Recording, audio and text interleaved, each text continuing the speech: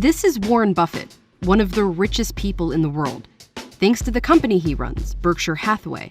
Basically, it's a holding company that just owns a bunch of other companies, Geico, Dairy Queen, a huge railroad, as well as a lot of stock in other companies like Apple and Coca-Cola. So when those companies do well and their stock goes up, Berkshire Hathaway stock goes up. When Buffett took over the company in 1965, a single share was worth $19. Today, it's worth nearly $500,000. Buffett owns nearly 240,000 of these shares. This is where his wealth is. But as he's been known for pointing out, Warren Buffett still pays a lower tax rate than his secretary. She pays at twice the rate I pay. I think that's outrageous. That's because they pay different types of taxes. His secretary pays income taxes on her salary, but Buffett mainly pays capital gains taxes on his sold stock, and that's taxed at nearly half the rate. The wealthy are definitely undertaxed. In the U.S., the disparity between the richest Americans and everyone else has been growing. And in the last 40 years, the after-tax income of the richest has risen more than 400%, while middle-class income has only risen 50%. The way these people make money is very different than the way these people make money. And they're not taxed. I pay less in taxes than people that work for a living and make as much money as I do. This is Morris. He used to work on Wall Street. Now he's retired and lives off his many stock market investments. I own stock in companies, Berkshire Hathaway and Amazon and Apple. He's a pretty typical one-percenter, except that he spends his money advocating for rich people like him to be taxed more. I want to live in a country filled with a middle class of people who can all afford to shop in our businesses. Most people have a normal job. They get a paycheck and pay income tax, ranging from 10 to 37%. But people like Morris, they make a lot of their income from investments, generally stocks and real estate. These investments are taxed as capital gains, and things like long-term stock have a maximum tax rate of just 20%. I sold some stock recently for $400,000, and my taxes on that have around $50,000. But that $50,000 is far less tax than anyone who has a job making $400,000 a year would pay. And most of his wealth, well, isn't even taxable.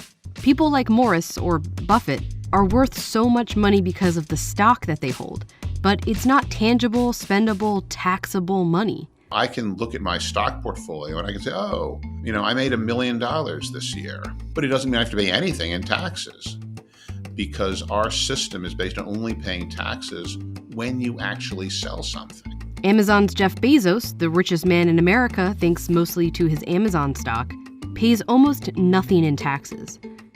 We value his worth here, but it's never taxed unless it's turned into real money when he sells the stock, and it's taxed as a capital gain.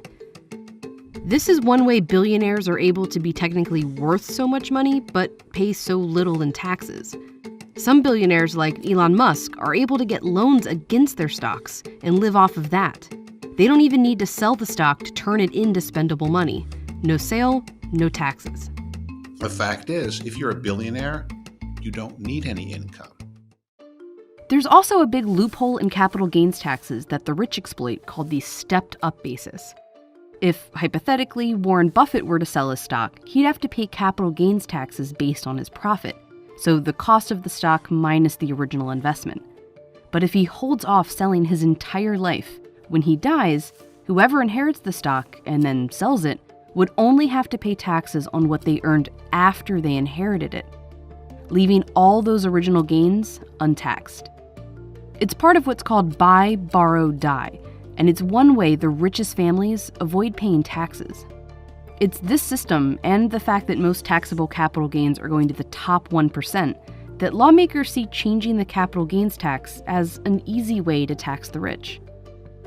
President Biden has proposed closing that stepped-up loophole and increasing the maximum tax rate from 20% to 39.6%, but just for people making more than $1 million a year.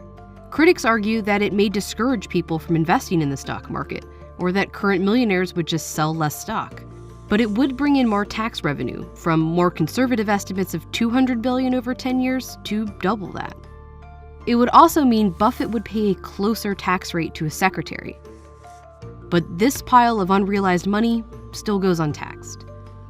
There's a lot of things we could do to make the system more fair. We could have taxes on wealth. We could have taxes on gains in the stock market. Most Americans are bothered that wealthy people don't pay their fair share, and changing capital gains taxes wouldn't be the whole solution, but advocates argue it would be an easy place to start. Our system is making the rich get richer and richer and richer, and everyone else just not. Miss your chance to embark on an adventure with Dreams Competitions. Dive into a universe where your investment knowledge could unlock amazing rewards. Whether you're aiming for the stars or just shooting for the moon, Dreams Competitions offers a galaxy of opportunities to win big. Subscribe now, leave your insights in the comments, and follow the link below to discover the next frontier of rewards. Who knows, your next investment could not only be profitable, but also incredibly rewarding. Until next time, keep your investments smart, your ambitions high, and your journey with dreams exciting.